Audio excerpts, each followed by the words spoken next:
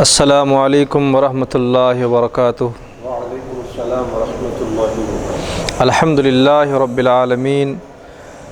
والصلاة والسلام علی سید الانبیاء والمرسلین وعلی آلہ واصحابہ الطیبین الطاہرین واصحابہ المکرمین اجمعین، اما بعد۔ اللہ کا شکر و احسان کہ سرزمین دکن کا مشہور و معروف دینی علمی فکری ادارہ باب العلم انواریہ ایجوکیشنل سوسائٹی کے اہتمام چلنے والا ادارہ جامعہ انواریہ، جس نے مدلل اور مفصل مشتمل حدیث و تفسیر، فقہ اور متفرق موضوعات پر ویڈیو ریکارڈنگ اور آڈیو ریکارڈنگ کا سلسلہ شروع کیا، اور نشست بنشست کئی کتابیں پائے تکمیل تک بھی پہنچی، جنہیں یوٹیوب وغیرہ میں اپلوڈ بھی کیا گیا، اور اس کے ذریعے ساری دنیا میں لوگ استفادہ کر رہے ہیں۔ تو اسی سلسلے کی ایک اہم اور سنہری کڑی کے درس نظامی کے مشہور اور معروف تصنیف تفسیر جلالین ہے، بیاد حضرت خواجہ محبوب اللہ علیہ الرحمت و رضوان کہ اس درس کی نسبت ہم حضرت کی طرف کر رہے ہیں۔ حضرت کے مقام کو عرفہ اور اعلیٰ عطا فرمائے۔ چنانچہ سورہ انبیاء کی یہ دوسری نشست ہماری کہ جس میں اللہ تبارک و تعالیٰ ارشاد فرما رہا ہے، اعوذ باللہ من الشیطان الرجیم، بسم اللہ الرحمن الرحیم، وَكَمْ قَسَمْنَا مِنْ قَرْيَةٍ كَانَتْ ظَالِمَةً وَأَنشَأْنَا بَعْدَهَا قَوْمًا آخَرِينَ۔ اور ہم کتنی ہی ایسی بستی والوں کو ہم نے ہلاک کر دیا۔ در حقیقت یہ آیت مبارکہ جو ہے کفار مکہ کے تعلق سے اور کفار مکہ کو خطاب کیا جا رہا ہے کہ اے کفار مکہ، تمہارے پاس ایک عظیم الشان رسول تشریف لائے ہیں، اور ان کے ساتھ ایک نور اور ہدایت اور روشنی تمہارے پاس لے کر آئے ہیں، لہٰذا تم اندھیرے سے نکل کر اپنی زندگیوں کو روشنی کی طرف لے جانے کی کوشش کرو، وہ نور ہدایت سے تم اپنی زندگی میں روشنی کے دیے جلاؤ۔ اگر تم نے نہیں جلایا تو پھر سابقہ امتوں میں جو ان کے حوال ہوئے تھے اس کو یاد کر لو۔ تو سابق میں بس اسی طرح سے انبیاء اکرام کے بعثت کا سلسلہ شروع ہوا، وہ آتے اور نبیوں کی تعلیمات، اپنے تعلیمات اللہ تبارک و تعالیٰ کی منشا اور اللہ تبارک و تعالیٰ کی چاہت کو لوگوں کے سامنے ظاہر کرتے، اور لوگ اپنی عادت کے تحت انکار ہی کرتے۔ چند ہی لوگ ایمان لاتے، لیکن اکثر تعداد میں لوگ انکار کرتے۔ چنانچہ ان منکرین نے نبوت اور منکرین رسالت پر اللہ تبارک و تعالیٰ نے عذاب و ہلاکت کا کوڑا برسایا، اور رب تعالیٰ نے اسی مفہوم کو یہاں پر ذکر فرمایا، وَكَمْ قَسَمْنَا مِنْ قَرْيَةٍ كَانَتْ ظَالِمَةً وَأَنشَأْنَا بَعْدَهَا قَوْمًا آخَرِينَ۔ اور کتنی ہی ایسے بستی والے رہے کہ جنہیں ہم نے ہلاک کیا، كَانَتْ ظَالِمَةً، کیونکہ وہ بستی والے، وہ گاؤں والے، وہ مقام والے ظالم تھے، کافر تھے، وہ اللہ کی ساتھ شرک کرتے تھے، انبیاء اکرام کی دعوتوں کو انکار کرتے تھے۔ چنانچہ ان کے کفر کی وجہ سے اللہ تبارک و تعالیٰ نے انہیں ہلاک کیا۔ پھر اس کے بعد جب وہ ہلاک ہوئے، جب وہ تباہ و تاراج ہو گئے، ان کا نام و نشان بھی مٹ گیا، تو رب تعالیٰ نے فرمایا کہ وَأَنشَأْنَا بَعْدَهَا، ہم نے اس کو ہلاک کرنے کے بعد ایک دوسری قوم کو پیدا کیا، قوماً آخرین، ایک دوسری قوم کو پیدا کیا، یعنی اس کے ہلاک ہونے کے بعد ہم نے ان کی جگہ ایک دوسری قوم کو لائے۔ پھر وہ قوم آئی، پھر ان کے پاس انبیاء آئے، پھر ان کی تعلیمات کا سلسلہ چلا، کچھ لوگ ایمان لاتے، پھر اسی طرح سے وہ انکار کرتے، پھر اللہ کا عذاب اور اللہ کا کوڑا برستا، یہاں تک کہ حضور پاک صلی اللہ علیہ وسلم کا مبارک زمانہ اور مبارک عہد آ پہنچا۔ تو اللہ تعالیٰ نے فرمایا کہ کتنی ایسی بستی والے ہیں جن کو ہم نے ہلاک کیا، اور ان کی جگہ ہم نے دوسری قوم کو پیدا کیا، دوسری قوم کو ہم نے لایا۔ فَلَمَّا أَحَسُّوا بَأْسَنَا، پھر جب ان ظالم قوموں پر اور ان بستی والوں پر اللہ تبارک و تعالیٰ عذاب نازل کرتا، اور اس اللہ کے بھیجے ہوئے عذاب کو وہ لوگ محسوس کر لیتے، تو رب تعالیٰ اس مفہوم کو فرما رہا ہے، فلما احسوا بأسنا، جب یہ کفار جو ہے میری عذاب کو محسوس کر لیتے، شعر اہل القریتی بالاہلاک، کہ جب انہیں محسوس ہو جاتا کہ اب ہمیں ہلاک ہونا یقینی ہے، اللہ کا عذاب آ پہنچا، تو اذا ہم منہا یرکضون، تو وہ لوگ اپنے گھر و بستی کو چھوڑ کر بھاگتے یہاں تک کہ وہ اس قدر بھاگتے اور یہ ارادہ کر کے بھاگتے کہ شاید میں بچ جاؤں گا، شاید میری ہلاکت نہیں ہوگی، شاید میں نجات پالوں گا،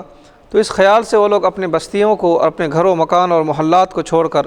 بڑی تیزی سے بھاگتے۔ فقالت لهم الملائکہ، تو پھر ملائکہ فرشتے ان سے کہتے، استہزاءً، مذاق اڑاتے ہوئے کہتے کہ لا ترکضوا وارجعوا الی ما اترفتم فیہ، کہ اے لوگو، اے بھاگنے والو، تم مت اس طرح سے تیزی سے بھاگو، بلکہ تم لوٹو اپنے گھروں کی طرف، الی ما اترفتم فیہ، کہ ان گھروں کی طرف جن میں تمہیں نعمتیں عطا کی گئی تھی، جن میں تمہیں اللہ کے انعامات عطا کیا تھا، تو اپنے گھروں کی طرف لوٹو، کیوں بھاگے جا رہے ہو؟ ومساکنکم، اور تم لوگ اپنے گھروں کی طرف جاؤ، لعلکم تسألون، تاکہ تم سے پوچھا جائے، سوال کیا جائے، تمہارے جو ہے دولت و ثروت اور ناز و نعمت کے متعلق تمہیں پوچھا جائے، شیئن من دنیاکم علی العادۃ، تمہاری دنیا داری کے متعلق تم سے سوال کیا جائے، جیسا کہ انسانی عادات ہے کہ کسی کام کے لیے مشورے کرتے ہیں اور کسی آگے بڑھ کر کہیں نقصان نہ ہو جائے اس کے متعلق لاہ عمل تیار کرتے ہیں، تو جیسا کہ تمہاری عادتیں تھیں کہ کچھ مصیبت اور تکلیف آئے تو تم مشورے کر کے اس کو دور کرتے، تو اب جو ہے یہاں پر اللہ کا عذاب آ چکا ہے، تو پھر کیا تمہیں آپس میں مشورے نہیں کرنا ہے؟ کیا تمہیں آپس میں جو ہے اس تعلق سے کوئی رائے قائم نہیں کرنی ہے؟ تو تم آپس میں رائے مشورہ کرو، پھر اس کے بعد اس رائے مشورہ کے ذریعے اس اللہ کے عذاب کو دور کرنے کی کوشش کرو۔ تو فرشتے انہیں استہزاءً، اور فرشتے ان کا مذاق اڑاتے ہوئے کہتے کہ تم بستی سے بڑی تیزی کے ساتھ مت بھاگو، بلکہ تم لوگ آپس میں مشورے کرو کہ کس طرح سے یہ عذاب دور ہوگا۔ تو ہرگز یہ عذاب تو ہر حال میں دور ہونے والا نہیں ہے، اللہ کا عذاب تو حتمی اور آخری طور پر اللہ کا عذاب آ چکا ہوتا ہے، تو اللہ کا عذاب تم سے ٹلنے والا اور ہٹنے والا نہیں ہے۔ تو فرشتے جو ہے استہزاءً، مذاق سے اڑاتے ہوئے ان کے کہتے ہیں، قالو، پھر جب اللہ کے عذاب کو انہوں نے محسوس کیا کہ یقینی اور حتمی ہے اور ہر حال میں ہمیں عذاب سے دوچار ہی ہونا ہے، تو وہ لوگ اپنے آپ پر افسوس اور ملامت کرتے ہوئے کہتے، یا للتنبیہ، یا تنبیہ کے لیے ہے، اپنے ذات کو، اپنے نفسوں کو متنبہ کرتے، آگاہ کرتے اور کہتے، یا ویلنا، ہائے ہماری ہلاکت، ہائے ہمارا افسوس کرنا، انا کننا ظالمین، بے شک ہم ظلم میں تھے، بے شک ہم کفر کرتے تھے، یقیناً آج ہماری ہلاکت یقینی ہے، اور ہم نے اپنی اب تک کی زندگی میں ظلم اور ستم میں گزار دیے، کفر اور شرک میں گزار دیے، اللہ کے نافرمانی اور رسولوں کی رسالت کو ہم نے انکار کرتے رہے، تو آج یہ ہمارے لیے ہلاکت کا سبب بنا اور ہمارے لیے شرمندگی کا سبب بنا اور ہمارے لیے جو ہے جہنم کی طرف جانے کا ایک ذریعہ بنا۔ تو اپنے آپ پر ملامت کرتے، اپنے آپ پر وہ رسوا اور شرمندہ ہوتے، اپنے آپ کو متنبہ کرتے، اپنے نفسوں کو جھنجھوڑتے، لیکن فائدہ کچھ نہیں، فائدہ ذرہ برابر بھی نہیں۔ اب اس وقت اپنے آپ پر ہلاکت کی اور اپنے آپ پر افسوس کا اظہار کرنے سے کچھ فائدہ حاصل ہونے والا نہیں ہے، کیونکہ یہ وقت تو آ چکا ہے کہ اب اللہ سزا دے انہیں، لیکن اس سے قبل ان کے لیے اللہ تبارک و تعالیٰ نے مہلت دی کہ ابھی بھی توبہ کرو، لیکن انہوں نے فرشتوں کو دیکھ کر اور عذاب عام کو دیکھ کر انہوں نے جو ہے احساس ہوا، ان کی آنکھیں کھلی کہ یہ کیا ہو گیا، ہم اپنی زندگیوں میں غفلت میں اور جو ہم اپنی زندگی میں جو ہے خسران میں رہے، اور جو ہم نے جو دنیا کو نجات کا ذریعہ سمجھا اور ہم نے جن چیزوں کو نجات کا ذریعہ سمجھا، کامیابی کا ذریعہ سمجھا، وہی آج ہمارے لیے جو ہے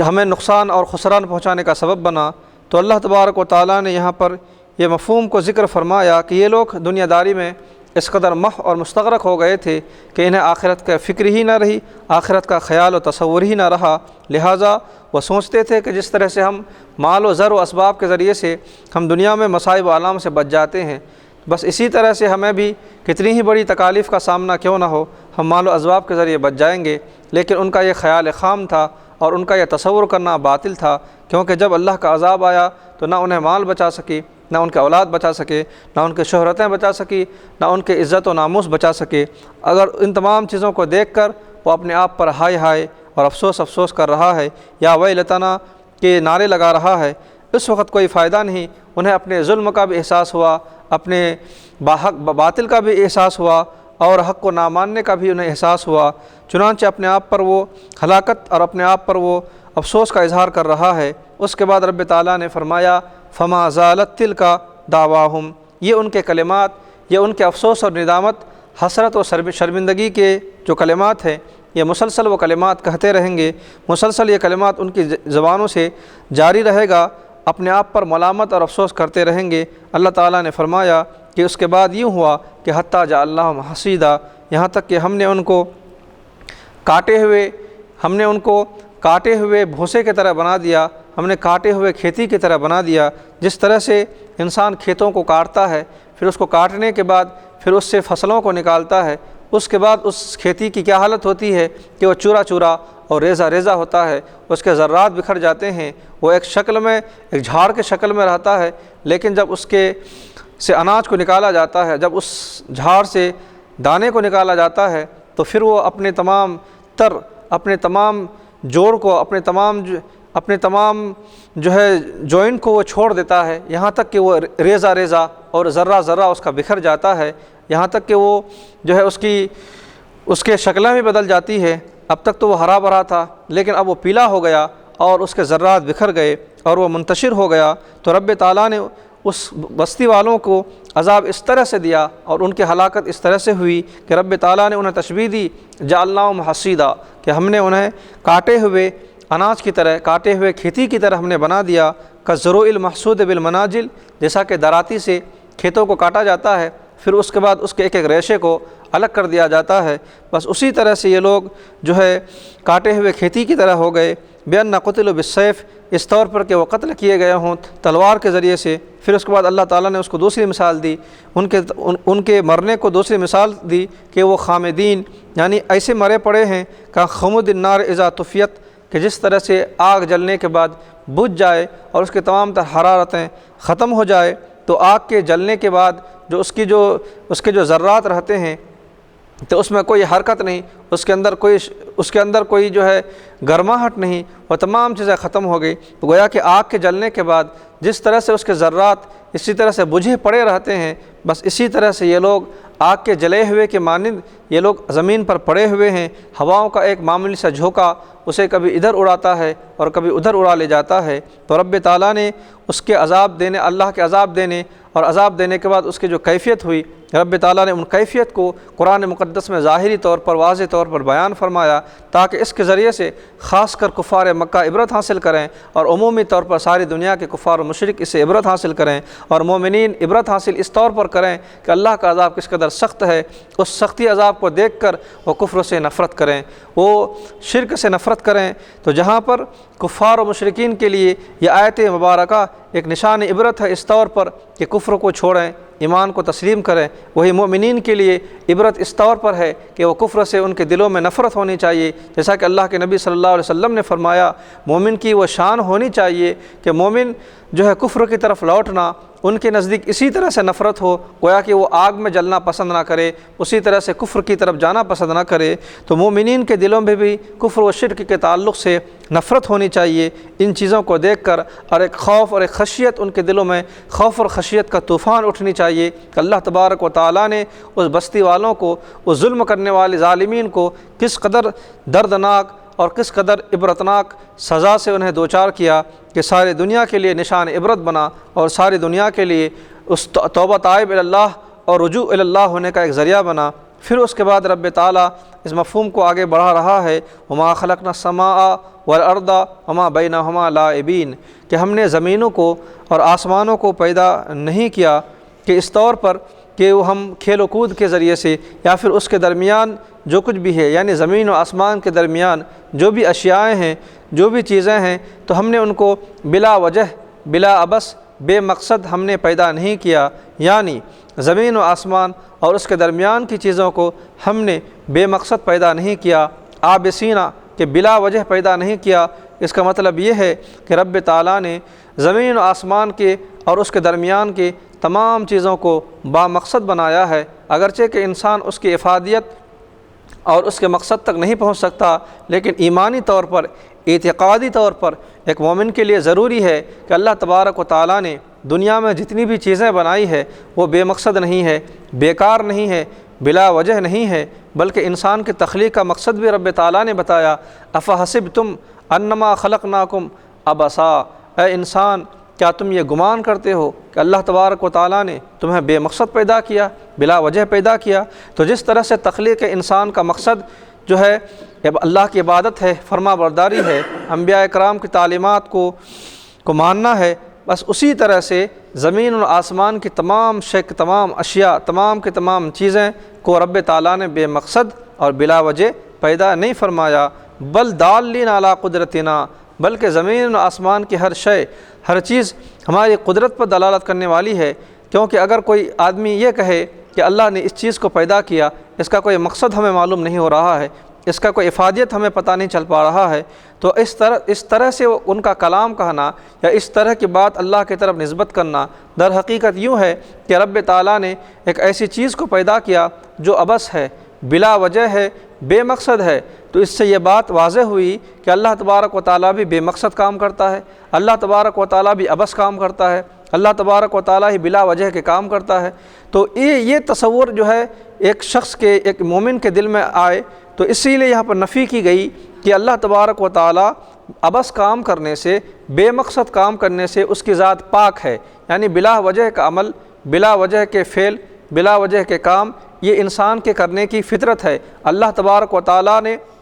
کسی بھی شے کو بلا مقصد کے پیدا نہیں کیا، اگر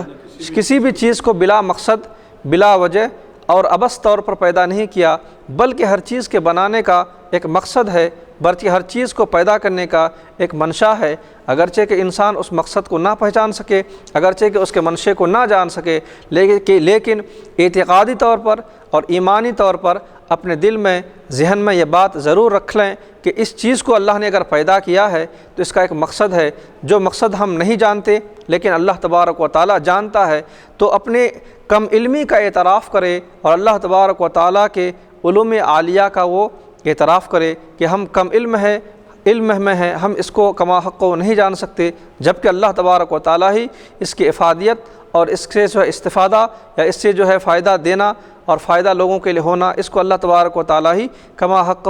جانتا ہے۔ تو دنیا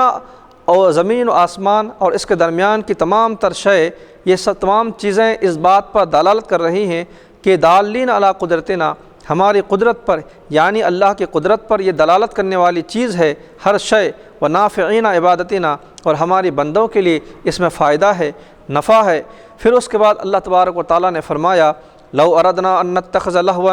اگر ہم ارادہ کرتے کہ اس کے ذریعے سے کھیل و کود، ان نتخذ لہوا تو ہم ضرور بناتے اس کو کھیل و کود کا ذریعہ، یعنی بلا وجہ عبث، ما یلہا بھی من زوجۃ او ولد، جو کہ انسان کے لیے اس کی زوجہ یا اس کے اولاد ایک وقت گزاری کا ایک ذریعہ بھی ہوتا ہے، اس کے ذریعے سے وہ وقت گزارتا بھی ہے اور ٹائم پاس کرتا ہے۔ کچھ باتیں اس طرح ہوتی ہیں جو بے مقصد اور بے وقت اور بے فائدہ کی کلام کچھ ہوتی ہیں اس طور پر، تو اللہ تعالیٰ فرماتا ہے کہ اگر ہم چاہتے تو ایسا بھی کرتے، لیکن ہم نے ایسا نہیں کیا۔ لاتخذناہ من لدنا، تو ایسا اگر ہم چاہتے تو ہم کر لیتے، لاتخذناہ من لدنا، ہم اپنے پاس سے اس طرح کی چیز کر لیتے، من عندنا، جو ہمارے پاس ہے، حور ہے، حور عین ہے، فرشتے ہیں، حور عین کے ذریعے، فرشتوں کے ذریعے ہم بھی اسی طرح کے کچھ کام کر لیتے جس طرح کے انسان کرتا ہے وقت گزاری کے لیے، لیکن انا کننا فاعلین، ان کننا فاعلین،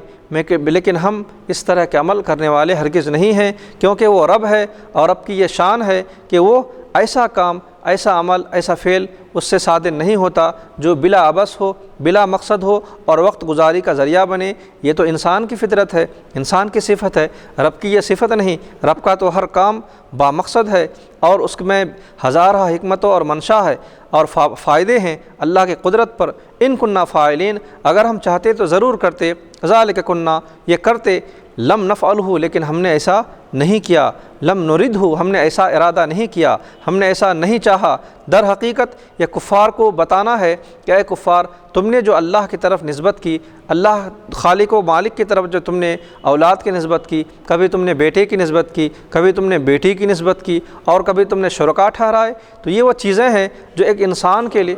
شرکا یعنی اللہ کے برابر اور ہمسر جو تم نے ٹھہرائے، تو یہ در حقیقت یہ وہ چیزیں ہیں جو وقت گزاری کا ذریعہ ہے، یا پھر جو ہے ایک جو ہے بلا وجہ کچھ عبث کام ہے یا پھر اس کے ذریعے سے کچھ کام ایسے ہوتے ہیں جس میں کوئی مقصد نہیں ہوتا، تو یہ وہ چیزیں یہاں پر لازم آئے گی۔ تو تم نے انسانوں کی صفوں میں لا کر اللہ تبارک و تعالیٰ کو کیسے ٹھہرا دیا؟ تم نے انسانوں کے جماعت میں لا کر اللہ تبارک و تعالیٰ کو کیسے لا کر ٹھہرا دیا؟ اس سے عبرت پکڑو۔ اللہ کی یہ شان ہے کہ یہ وہ ذات ہے جو انسان کے صفوں میں وہ ہرگز نہیں آتا، کیونکہ اس کی یہی شان ہے کہ وہ انسانوں کے صفوں میں کیسے آئے، انسانوں کے طرح اس کو کیسے مانا جائے، جبکہ اس نے خود کہا لیسا کمثلہ شیء، وہ کسی شے کے مثل نہیں، وہ کسی چیز کے مثل نہیں، چاہے وہ کسی بھی اعتبار سے ہو، ہرگز کوئی شے نہ اس کے مشابہت میں ہے نہ وہ کسی شے کے مشابہت ہے۔ اللہ تبارک و تعالیٰ کی وہ ذات ہے جس کو سمجھنے کے لیے عقل انسانی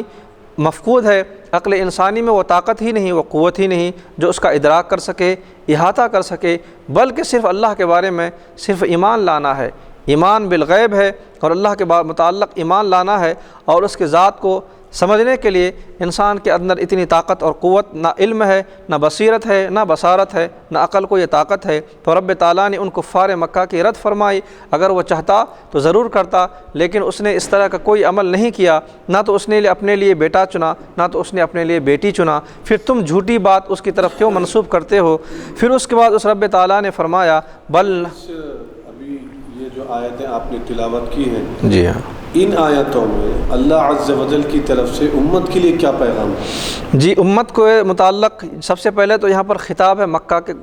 یہ مشرکین مکہ سے یہ خطاب ہے، یہاں پر مشرکین مکہ کو یہ خطاب دیا جا رہا ہے کہ اولاد کا ہونا یا بیوی بچوں کا ہونا یہ ایک انسان کی ضرورت ہے، لہذا انسان اپنی ضرورت کے پیش نظر اس کو انجام دیتا ہے یا اسے کرتا ہے۔ تو اللہ تبارک و تعالیٰ ضرورت سے پاک ہے، تمہیں ضرورت ہے، اس لیے تم نے گھر بسائے، اپنے فائدے کے لیے تم نے گھر بسائے۔ اولاد انسان کی ضرورت ہے، ایک بڑھاپے کا سہارا ہے، یا پھر جو ہے اس کی ضرورت ہے، اس کی لاٹھی ہے۔ تو اللہ تبارک و تعالیٰ کی طرف اس طرح کی نسبت کرنا یہ ایک در حقیقت جو ہے اللہ کے شان اور اس کی عظمت کے خلاف ہے، کہ اس کے تعلق سے انسان محتاج ہے، اس لیے یہ کام انجام دیتا ہے، اس لیے اپنے لیے وہ اپنا گھر بساتا ہے۔ تو کیا اللہ تبارک و تعالیٰ کی طرف بھی ان چیزوں کی نسبت کر کے اللہ تبارک و تعالیٰ کو بھی محتاج بنا دیں؟ تو اس بات کی اللہ تبارک و نفی فرما رہا ہے کہ محتاجی کی نسبت تم اپنے پاس رکھو، محتاجی کی نسبت اللہ کی طرف مت کرو، کیونکہ وہ غنی ہے، بے نیاز ہے، اس کے ساتھ ایسے شرکاء، ایسے اولادوں کی نسبت اس کے ساتھ مت کرو، کیونکہ اس کے ساتھ نسبت کرنے سے اس کی شان میں اور اس کی جو عظمت ہے، اس کی عظمت کو تم گھٹا رہے ہیں، اس کی عظمت کو تم، وہ جو خالق ہے ہر شے کا پالنے والا ہے، ہر شے کو پیدا کرنے والا ہے، لیکن اولاد کی اگر نسبت کریں گے تو پھر یہ ہو جائے گا کہ وہ جب ہر شے کو پیدا کرنے والا ہے تو ایک خاص اولاد کی وجہ سے ایک خاص زمرے میں شامل ہو جائے، جس کی وجہ سے ہر شے کے خالق نہیں بولا جا سکتا۔ تو اللہ تبارک و تعالیٰ نے یہاں پر یہ پیغام دیا کہ ان آیات بینات کے ذریعے سے تم اللہ کی طرف کہ اولاد کی نسبت چاہے وہ لڑکے بیٹے کے شکل میں ہو یا بیٹی کے شکل میں ہو ہرگز مت کرو، اس سے وہ خوش نہیں ہوتا بلکہ اس سے وہ انتہائی ناراض ہوتا ہے۔ اور یہ مومنین کو یہ پیغام ہے کہ ان کلمات کے ذریعے سے اس کو نفرت کرنی چاہیے کہ یہ وہ ایسے کلمات بد ہیں جو اللہ کی طرف نسبت کیا جائے تو اس کے غضب کو، اس کو جلال آتا ہے، اور کہ ایسا نہ ہو کہ وہ عذاب کے کوڑے برسائے اور جو ہے تکالیف میں مبتلا کر دے۔ تو یہ جہاں پر کفار مکہ کو تنبیہ کی گئی، وہی مومنین سے کہا گیا کہ تم ان چیزوں سے، اس طرح کے کلمات سے تمہیں نفرت ہونی چاہیے، کیونکہ تنزیہن، کیونکہ اس کی ذات پاک ہے۔ تو اس کے بعد رب تعالیٰ نے فرمایا بل نقذف بالحق علی الباطل، کہ بلکہ ہم جو ہے حق کو یعنی ایمان کو ہم ایمان کے ذریعے سے ہم ضرب لگاتے ہیں کفر پر، یعنی حق کے ذریعے سے ہم ضرب لگاتے ہیں باطل پر۔ تو اللہ تبارک و تعالیٰ نے فرمایا کہ جب بھی باطل سر چڑھ کر بولے گا تو ہم وہاں پر ایمان کو لائیں گے، ایمان کو ہم باطل پر ڈالیں گے، ایمان کے ذریعے سے باطل پر ہم حملہ کریں گے۔ تو جب ایمان باطل سے، حق جب باطل سے ٹکرائے گا تو باطل کو پاش ہونا ہے، باطل کو نیست و نابود ہونا ہے، باطل کو ختم ہونا ہے۔ جیسا کہ اسی مفہوم کو رب تعالیٰ نے فرمایا جاء الحق وزہق الباطل، حق آنے کے بعد باطل کا مٹنا یقینی ہے، باطل کا مٹنا، ختم ہونا، نیست و نابود ہونا ضروری ہے۔ تو رب تعالیٰ نے اسی مفہوم کو فرمایا اے کفار، تمہاری اعتقادات کی وجہ سے، عقیدوں کی وجہ سے اور اس طرح کے خیالات کی وجہ سے باطل پھیل گیا، کفر پھیل گیا، چاروں طرف کفر کی گھٹاتوں جو اندھیرا ہے۔ اب اس اندھیرے کو کیسے دور کیا جائے گا؟ اس اندھیرے کو میں کیسے اجالے لائے جائیں گے؟ اس اندھیرے میں کس طرح سے جو ہے اللہ کا نور چمکے گا؟ تو اس طور پر چمکے گا کہ اس اندھیرے میں اللہ تبارک و تعالیٰ روشنی کو پھینکے گا، یعنی اس کفر پر ایمان کو پھینکے گا، اس باطل پر حق کو پھینکے گا۔ جب حق باطل پر ضرب لگائے گا تو اس ضرب کی وجہ سے یہ ہوگا کہ فید مغہو تو وہ اسے ریزہ ریزہ کر دے گا، یذہبہ فیضا ہوا زاہق، اور اس طور پر حق باطل پر اس طرح سے ضرب کاری کرے گا، ضرب لگائے گا کہ باطل کو مٹنا یقینی ہے اور باطل کو ختم ہونا ضروری ہے۔ کیا کفار مکہ یہ نہیں دیکھا ایک دن کہ اللہ تبارک و تعالیٰ نے ایمان کو اس طور پر غلبہ دیا، حق کو اس طور پر غلبہ دیا کہ پوری کی پوری باطل ختم ہو گئی؟ ایک وقت مکے سے باطل ختم ہوئی، پھر اس کے بعد خلفاء راشدین کے زمانے میں پورے عرب سے کفر و شرک مٹ گیا۔ تو اس طور پر رب تعالیٰ نے یہاں پر فرمایا کہ ہم حق کے ذریعے باطل پر ضرب لگاتے ہیں اور حق باطل کو لے جاتا ہے اور اس کو مٹا دیتا ہے۔ تو ذاہب ودمغہ فی الاصل، اصل میں یہاں پر ایک لفظ لایا گیا فیدمغہ، اس کے معنی ہے دماغ، اصاب دماغہ بالضرب وہو مقتل،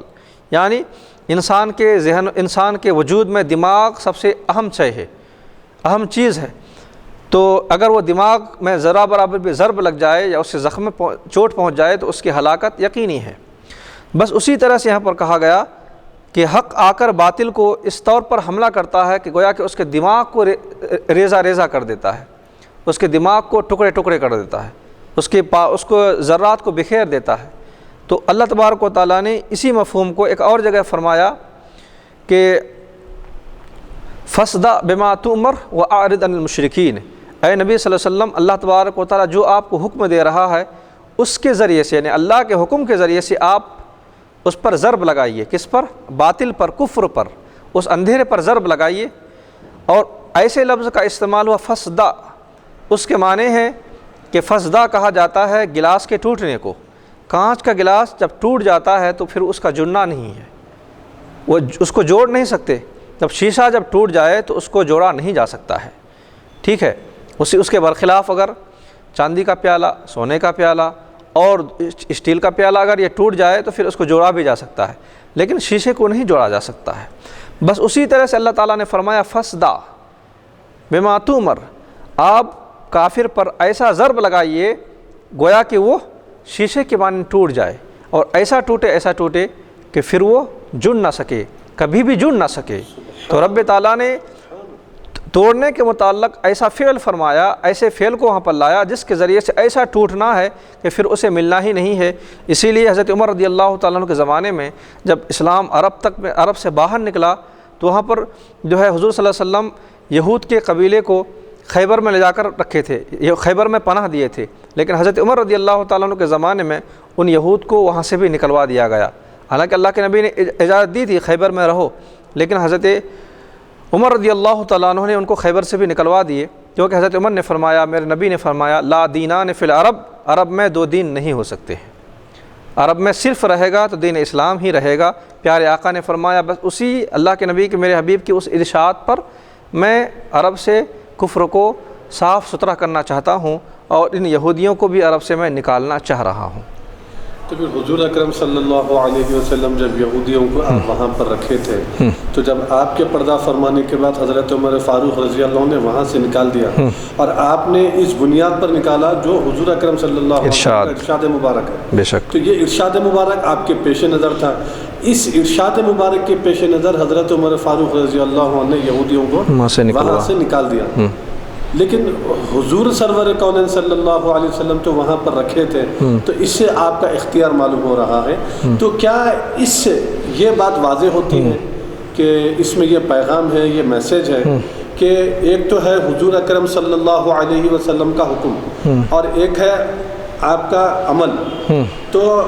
قول اور عمل جب دو چیزیں آپس میں ٹکرا جاتی ہیں تو قول کو ترجیح دینا چاہیے، عمل کو ترجیح نہیں دی جائے گی۔ بے شک مثال کے طور پہ حضور اکرم صلی اللہ علیہ وسلم 11 نکاح فرمائے، تو کیا ہر کوئی 11 نکاح کر سکتا ہے؟ سب کے لیے 4 کی اجازت ہے، وہ اس کے شرائط اور کنڈیشنز کے ساتھ۔ تو معلوم یہ ہوا کہ حضور اکرم صلی اللہ علیہ وسلم کی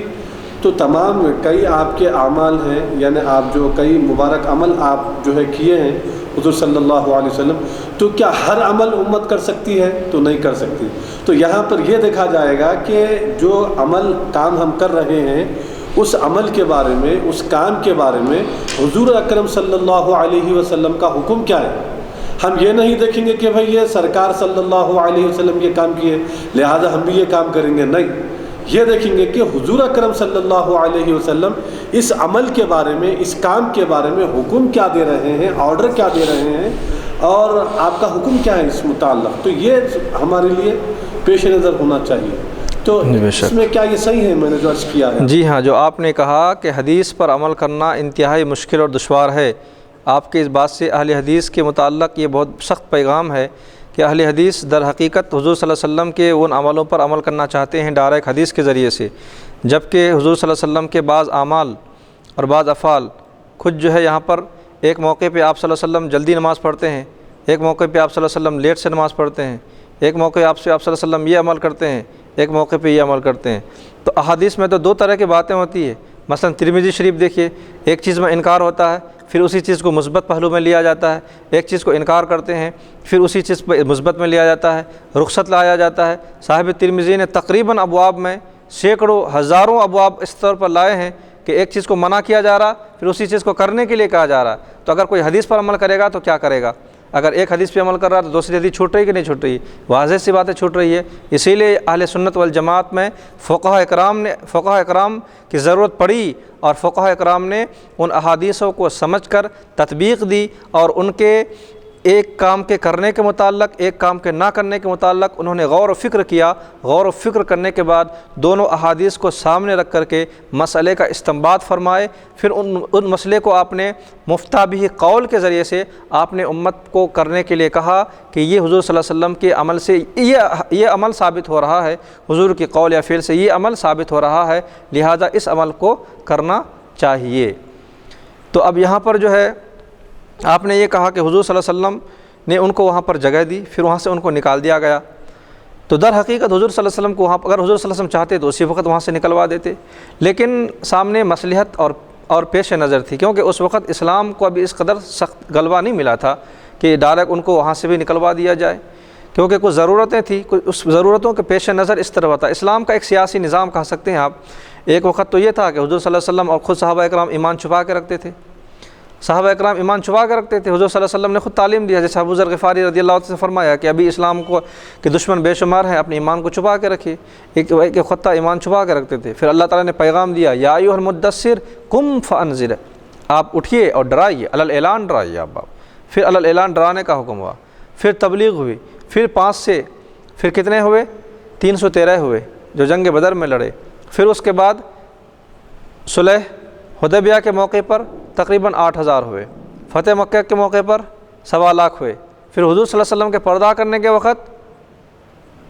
کے وقت تقریباً 6.5 لاکھ مسلمان عرب میں موجود تھے۔ جب حضور صلی اللہ علیہ وسلم اس دنیا سے پردہ فرما رہے تھے اس وقت پورے عرب میں تقریباً 6.5 لاکھ مسلمان ہو گئے تھے۔ تو اسلام آہستہ آہستہ پھیلا ہے۔ جب اسلام کو مکمل غلبہ ہو گیا تو حضور صلی اللہ علیہ وسلم کے اس قول پر حضرت عمر رضی اللہ تعالیٰ عنہ نے عمل کی، اور جن کو مزید تشریح اس کی دیکھنا ہو تو البدایہ والنہایہ میں اس کا مطالعہ کر سکتے ہیں۔ بڑی مفصل اور مدلل کتاب ہے سیرت کی، اور اس کے اندر واضح طور پر حضرت عمر رضی اللہ تعالیٰ عنہ نے کیوں کیا وضاحتی طور پر وہاں پر ذکر کر دیا گیا ہے۔ تو بہرحال رب تعالیٰ فرما رہا ہے کہ ہم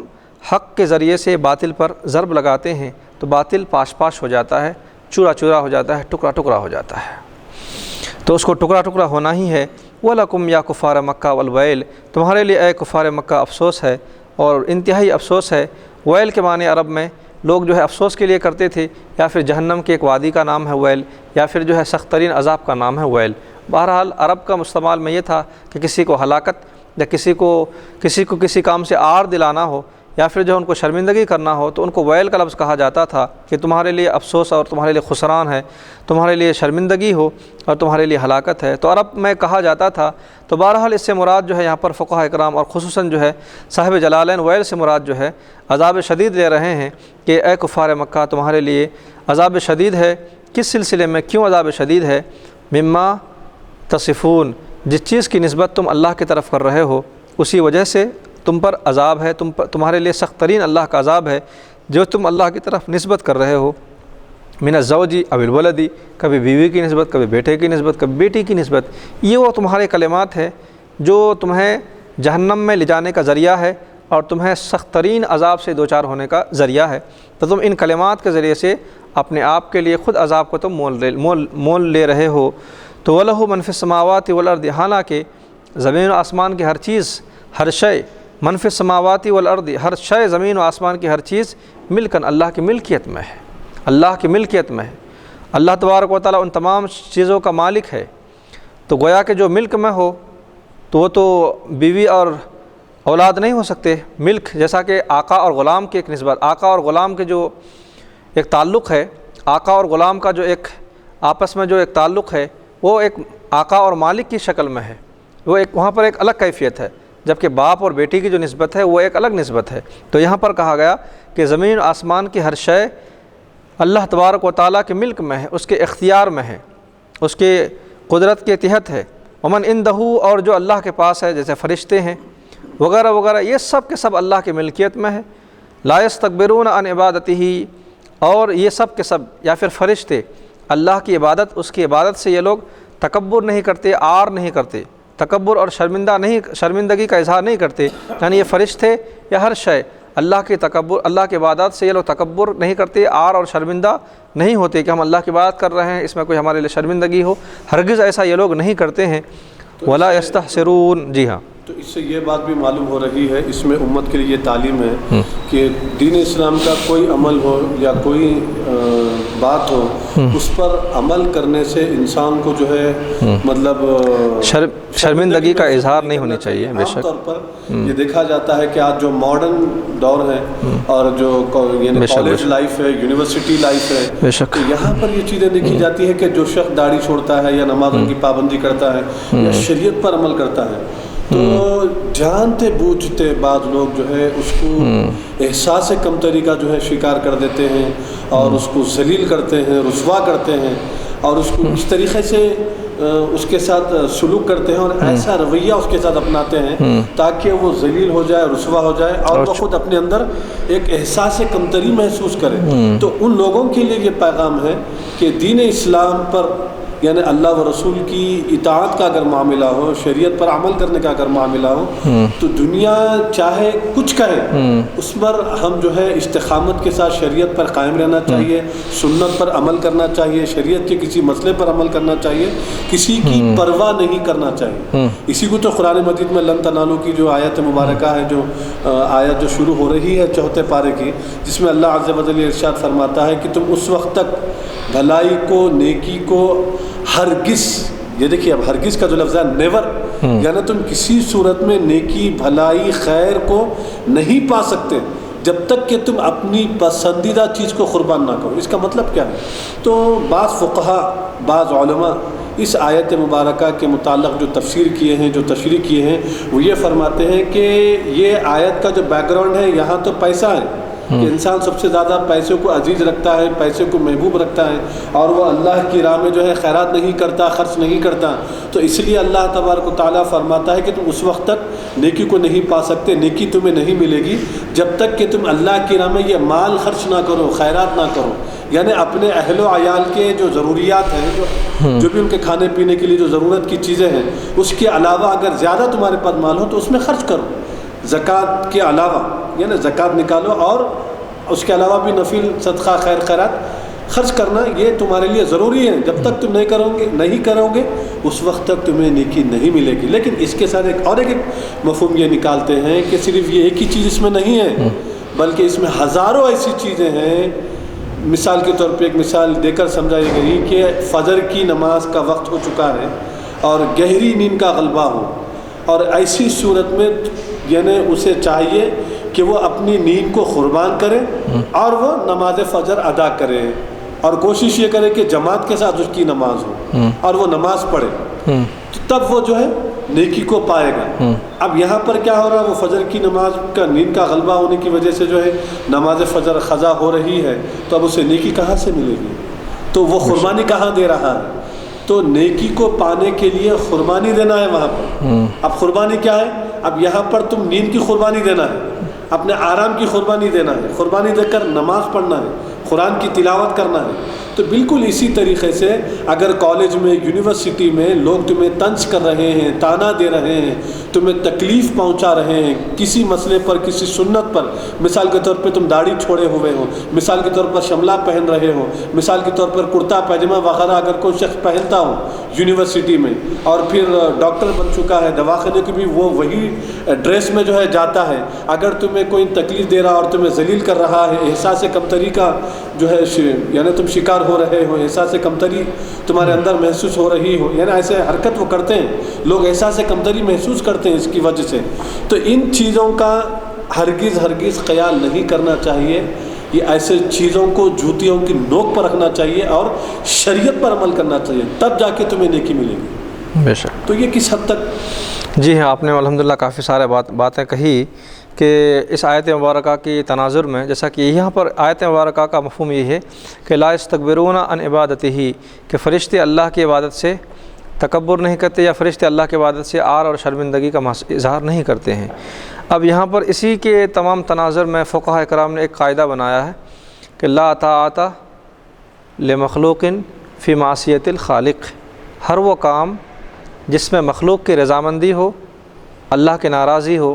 تو اس کام کو چھوڑ دیا جائے گا، وہ کام نہیں کیا جائے گا۔ سبحان اللہ، سبحان اللہ۔ کہ مخلوق کی اطاعت میں اللہ کی ناراضگی ہے تو ہرگز وہ کام کوئی بھی بندہ نہ کرے۔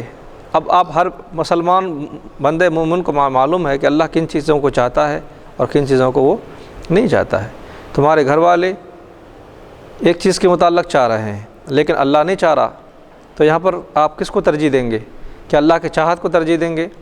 کیا گھر والوں کو ترجیح دیں گے؟ اس ضمن میں اللہ کے نبی صلی اللہ تعالی وسلم نے ہمیں جو بات بتلائی بڑی اہم ہے، جو کوئی من یحب الدنیا یذر الآخرہ، من یذر الآخرہ یحب الدنیا، جو کوئی دنیا کو چاہے گا آخرت میں اس کو نقصان ہوگا، اور جو کوئی آخرت کو چاہے گا دنیا میں اس کو نقصان ہوگا۔ یہ بات بڑی بنیادی ہے ہر انسان کے لیے۔ جو کوئی دنیا کو چاہے گا، دنیا کی محبت یا پھر دنیا کے معاملات میں وہ بالکل مستغرق و منہمک ہو جائے گا، تو دنیا اسے تو مل جائے گی مگر آخرت میں اس کا نقصان تو ہوگا، ظاہر سی بات ہے۔ لیکن اگر بندہ آخرت کو چاہ رہا ہے، اللہ کی رضا کو چاہ رہا، آخرت کو چاہ رہا ہے، تو اس کو دنیا میں نقصان ہوگا۔ یہ قاعدہ نفع نقصان کو آپ سمجھ گئے۔ اب ایسی صورت میں کیا کرنا ہے؟ اللہ کے نبی نے ارشاد فرمایا، امت کی رہنمائی فرمائی کہ اے بندے مومن، نفع نقصان دونوں صورتوں میں ہے، لیکن تمہیں کیا کرنا ہے کہ اگر تمہیں اس کام کو دیکھنا ہے کہ وہ کام دونوں میں سے کون سا کام جو ہے دائمی ہے، یعنی ہمیشگی،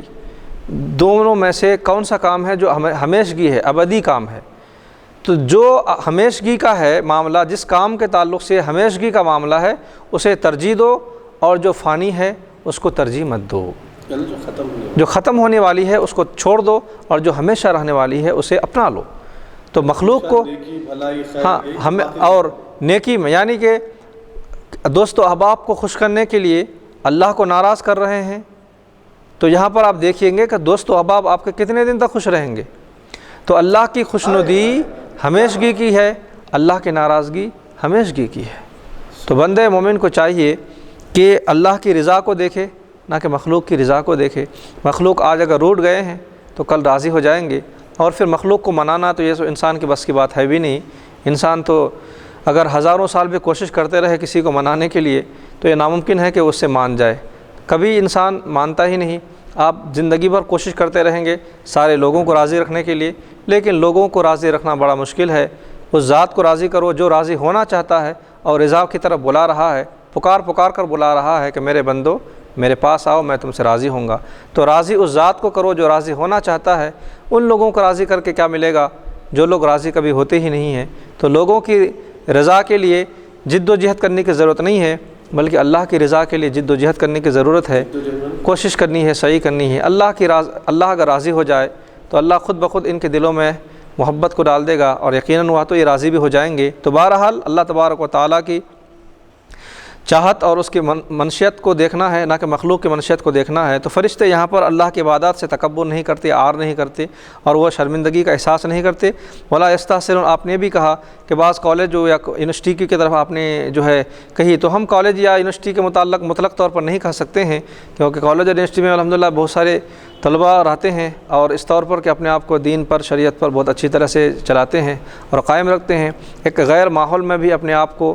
جو ہے اسلامی ڈھانچے میں اپنے آپ کو پیش کرتے ہیں۔ یہ بڑے خوش نصیبی کی بات ہے اور لائق مبارکبادی کی بھی بات ہے، لیکن ان کے لیے یہ در حقیقت اس وضع قطع میں رہنا یا پھر اس سانچے میں، اسلامی سانچے میں اپنے آپ کو ڈھالنا بڑا سخت ترین مرحلہ ہوتا ہے۔ وہاں پر ان کے لیے بڑے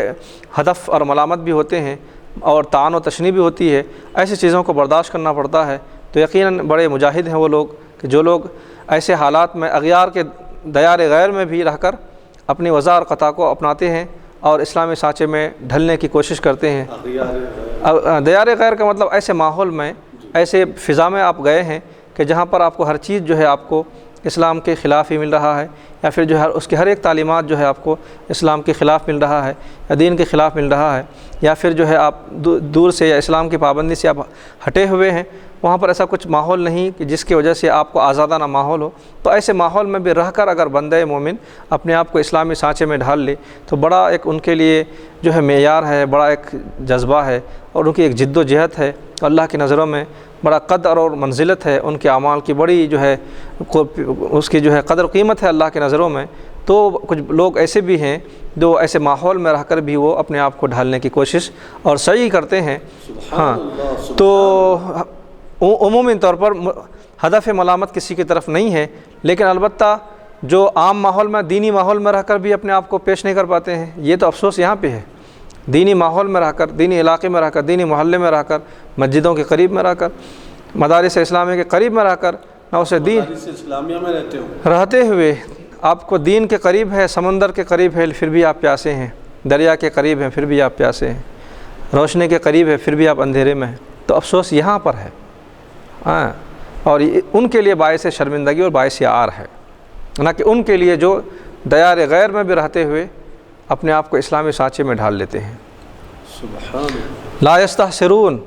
اور یہ فرشتے ایسے ہیں جو تھکتے بھی نہیں اللہ کی عبادت سے،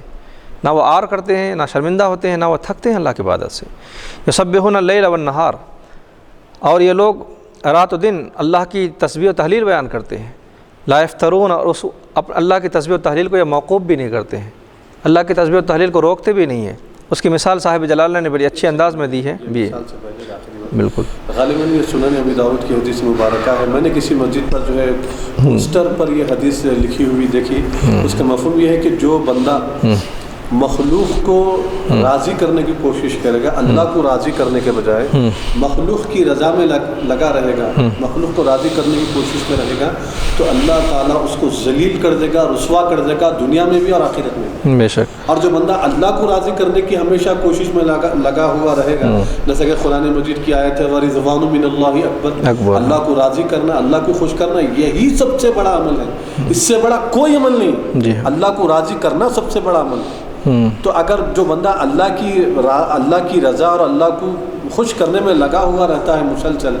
تو اس کے لیے مخلوق بھی راضی ہو جاتی ہے، سب راضی ہو جاتے ہیں، اللہ سب کو راضی کروا دیتا ہے۔ اور جو اللہ کو چھوڑ کر مخلوق کی رضا میں جو لگ جاتا ہے تو وہ دنیا میں بھی ذلیل ہو جاتا ہے، مخلوق میں بھی اللہ اس کو ذلیل کر دے گا، اور آخرت میں تو آدم علیہ السلام سے لے کے قیامت تک کروڑوں اربوں کھربوں انسان ہوں گے، ان سب کے سامنے اللہ اسے ذلیل کرے گا۔ بے شک، بے شک۔ جو آپ نے یہ کہا کہ مخلوق کی اطاعت میں اللہ کی ناراضگی ہے، تو مخلوق کی اطاعت میں اس کاموں میں جو ناجائز امور ہیں، مثال کے طور پر شادی بیاہ کا موقع ہے، دوست و احباب یہ چاہ رہے ہیں کہ ڈھول بازی اور تماشے ہو، آتش بازی ہو اور آرکیسٹرا وغیرہ جو بھی جو ہے باطل طریقے ہیں، رسم و رواج ہیں، یہ چیزیں ہو، یہ تمام احباب چاہتے ہیں، لیکن اللہ نہیں چاہتا ہے۔ اب وہ جو ہے جو صاحب دعوت ہے یا پھر صاحب جو ہے اہل خانہ ہے، جو ہیڈ آف ہاؤس ہے، ان کی رضامندی یا ان کی پرمیشن مل جاتی ہے، ٹھیک ہے بھائی میری طرف سے اجازت ہے کہ تم لوگ جو چاہو کر لو، تو یہاں پر یہ ہوا کہ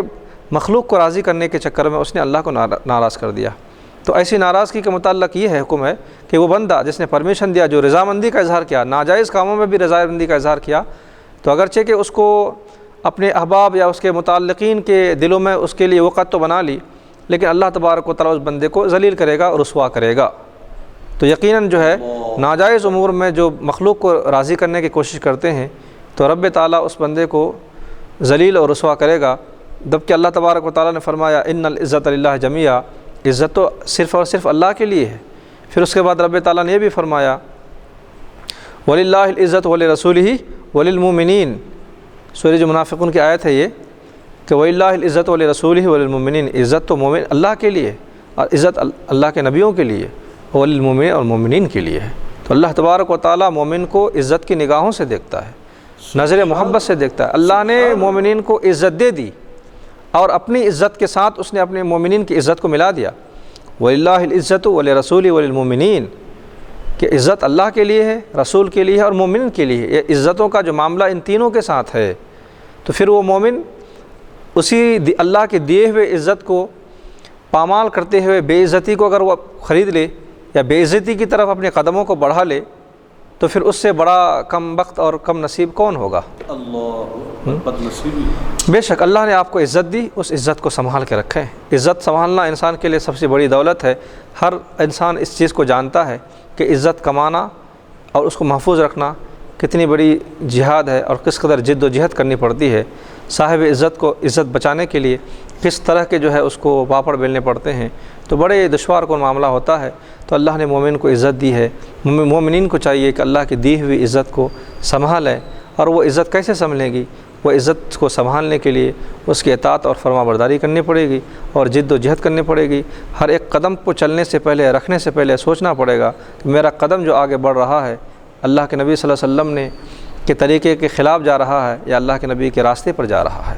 ایک ایک قدم پہ اگر بندہ سوچے تو پھر اس کی عزتیں برقرار رہے گی۔ تو رب تعالیٰ نے فرمایا کہ یہ جو فرشتے ہیں رات و دن اللہ کی تسبیح و تحلیل بیان کرتے ہیں، لا یفترون، اور اکتاتے نہیں، اور یہ لوگ جو ہے موقوف نہیں کرتے، اللہ کی تسبیح و تحلیل کو موقوف نہیں کرتے۔ فمنہم کالنفس، تو ان میں سے وہ ہیں جیسا کہ سانس ہے، کالنفس منا، جیسا کہ ہماری سانسیں ہیں، لا یشتغلون عنہ شاغلون، ہم میں سے کوئی بھی آدمی جب مشغول ہو جاتا ہے تو پھر بھی اس کی سانسیں چلتی ہے، سوتا بھی ہے تو اس کی سانسیں چلتی ہے، کچھ کام بھی کرتا ہے تو اس کی سانسیں چلتی ہے۔ تو بہرحال 24 گھنٹے میں ہماری سانسیں چلتے رہتی ہیں، ہر وقت ہماری سانسوں کا آمد و رفت جاری و ساری ہے۔ تو جس طرح سے انسان کی سانسیں جاری و ساری ہے، انسان اپنی سانسوں کو کبھی موقوف نہیں کرتا ہے، بس اس کی سانسیں اسی وقت موقوف ہوتی ہے جب اس کی تن سے روح جدا ہوتی ہے۔ تو بس اسی طرح سے فرشتے اللہ کی تسبیح و تحلیل میں کرتے ہیں ہماری سانسوں کی طرح، کہ ہماری سانسوں کا مسلسل لیا جانا اور فرشتوں کا اللہ کی تسبیح و تحلیل مسلسل کرنا یہ برابر ہے، کہ فرشتے ہمیشہ ہر حال میں وہ کچھ کام بھی کریں یا نہیں بھی کریں، کوئی ہر حال میں وہ اللہ کی تسبیح و تحلیل ہی میں لگے ہوئے ہیں۔ فرشتوں کا کام ہی کیا ہے؟ صرف اللہ کی تسبیح و تحلیل بیان کرنا، پاکیزگی بیان کرنا۔ ساری دنیا کے لوگ اگر ساری دنیا کے لوگ مل کر پورے پتھروں کو اگر پوجنے لگیں تو اس کو کچھ فائدہ نقصان ہونے والا نہیں ہے۔ ساری دنیا کے لوگ اگر اولیاء اللہ بن جائیں تو اس کا کچھ فائدہ ہونے والا نہیں ہے۔ رہے یہ بات عبادت کی، عبادت کے لیے اس نے فرشتوں کو پیدا فرمایا۔ تو بحیثیت انسان اللہ تعالیٰ انسان سے چاہتا ہے، مطالبہ کرتا ہے، بندے تم میرے بنو، اگر تم میرے نہیں بنے تو پھر تم شیطان کے بن جاؤ گے۔ اللہ، تو شیطان کی غلامی سے رحمان کی اطاعت بہتر ہے، یہ ہر انسان کا ماحق کو جانتا ہے اور اچھی طرح سمجھتا ہے۔ دو ہی راستے ہیں، ایک راستہ اللہ کی طرف جا رہا ہے اور ایک راستے پہ شیطان بھٹکا کے بلا رہا ہے۔ تو رحمان کی اطاعت اور اس کے راستے پہ چلنا ہی انسان کی عقل مندی ہے۔ اگر اس راستے سے ہٹ کر شیطانی راستے پر اگر وہ گرفتار ہو گیا تو پھر اس کے لیے ہلاکت اور پھر اس کے لیے خسران ہے اور نقصان ہے اس بندے کے لیے۔ تو یہاں پر کہا گیا کہ فرشتے اللہ کی تسبیح و تحلیل کو ترک نہیں کرتے ہیں، بلکہ یہ فرشتے کہ ان کا وہ حال ہے کہ اتخذوا الہۃ، بلکہ یہ لوگ کہ جس لوگوں نے یعنی کفار مکہ نے انہوں نے بنایا ہے، معبود بنائے ہیں، من الارض، پتھروں کو، زمین کو، من الارض کحجر و ذہب و فضۃ، پتھروں کو، سونے کو، چاندی کو، سورج کو، پہاڑوں کو۔ یہ کفار ہر اس چیز کو خدا مانتے ہیں جس میں طاقت ہوتی ہے، جہاں پر وہ ان کی عقلیں یہ کہتی ہے کہ یہ بڑا طاقتور ہے، بس اسی کو خدا مانتے ہیں۔ پہاڑ کو دیکھتے ہیں، سمجھتے ہیں کہ بڑا طاقتور ہے، اسی کی پوجا میں لگ جاتے ہیں۔ یہ پہاڑ تو اللہ تبارک و تعالیٰ اس لیے بنایا ہے تاکہ پہاڑ کو دیکھ کر تمہیں رب کو سمجھو، یہ اسباب ہے۔ سمندر کو اللہ نے اس لیے بنایا ہے کہ سمندر کو دیکھ کر اللہ کو پہچانو۔ سورج تو اللہ نے اس لیے بنایا ہے کہ سورج کو دیکھ کر اللہ کو پہچانو، چاند کو دیکھ کر اللہ کو پہچانو۔ لیکن یہ لوگ سورج اور چاند، پہاڑ اور درخت، شجر و حجر، ان چیزوں کو دیکھ کر، اسباب کو دیکھ کر اسباب میں کھو گئے اور اسباب بنانے والے کو بھول گئے۔ اللہ اکبر۔ جبکہ اللہ تبارک و تعالیٰ ان چیزوں کو بنایا اس لیے ہے کہ تاکہ ان کو دیکھ کر اللہ کی یاد آئے۔ یہ اسباب ہیں اللہ کو یاد کرنے کا، یہ اسباب ہیں اللہ کی قدرت کو جاننے کا، پہچاننے کا۔ لیکن یہ لوگ اسباب میں اس قدر کھو گئے کہ اسباب بنانے والے کو بھول گئے۔ تو یہ چیزیں ہمیں ایک فکر دے رہی ہیں۔ اللہ تبارک و تعالیٰ یہ کہہ رہا ہے کہ ان لوگوں نے اسباب میں کھو کر انہیں معبود بنا لیا، زمین کو معبود بنایا، پتھروں کو معبود بنایا، سونے اور چاندی کو انہوں نے معبود بنایا۔ اہم الآلہۃ، تو کیا یہ جو تمہارے بنائے ہیں معبود ہیں، ینشرون، کیا یہ لوگ زندگی کی تیاری کر سکتے، کیا یہ لوگ زندگی دے سکتے ہیں، کیا یہ لوگ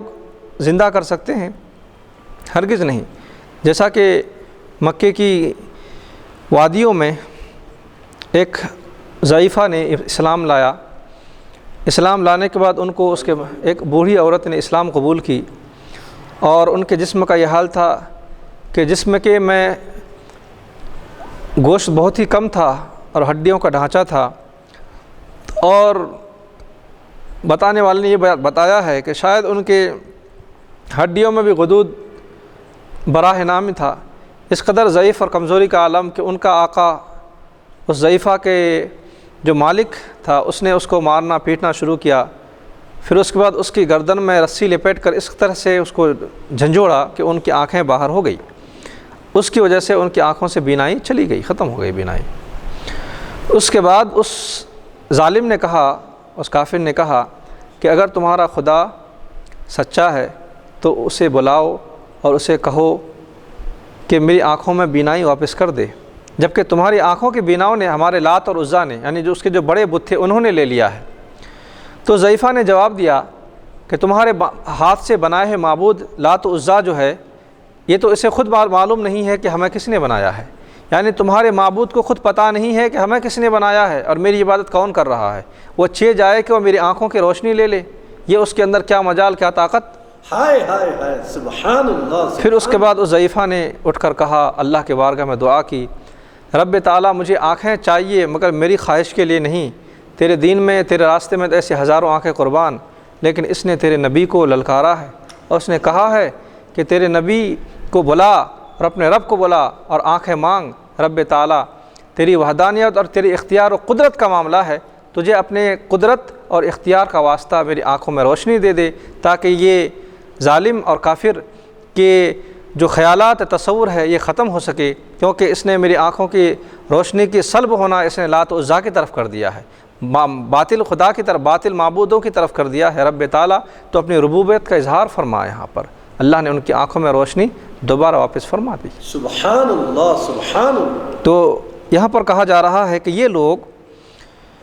پتھروں کو اور سونے چاندی کو، زمین کو پوجتے ہیں، تو کیا یہ لوگ، کیا یہ پتھر اور یہ جو ہے یہ معبود باطل جو ہے، یا کیا یہ پیدا کرنے کی صلاحیت رکھتے ہیں؟ یحیون الموتیٰ، کیا یہ لوگ زندگی دینے کی صلاحیت رکھتے ہیں؟ لا، نہیں، ہرگز نہیں۔ ولا یکون الہا الا من یحیی الموتیٰ، جو مردے کو زندہ نہ کر سکے وہ خدا ہو ہی نہیں سکتا ہے۔ ہائے ہائے ہائے، سبحان اللہ۔ یہ سب سے عظیم شے ہے کہ ایک بے جان کو جان دینا، ایک بے جان کے اندر روح ڈال دینا، یہ سب سے عظیم شے ہے، اور یہی وہ شے ہے۔ اب یہ وہ دنیا اتنی ترقی کر لی، سائنس اتنا آگے بڑھ گیا، میڈیکل اتنا آگے بڑھ گیا، لیکن کسی کو موت سے نہیں روک سکا۔ کتنے بڑے سے بڑے ڈاکٹر ہی کیوں نہ ہو،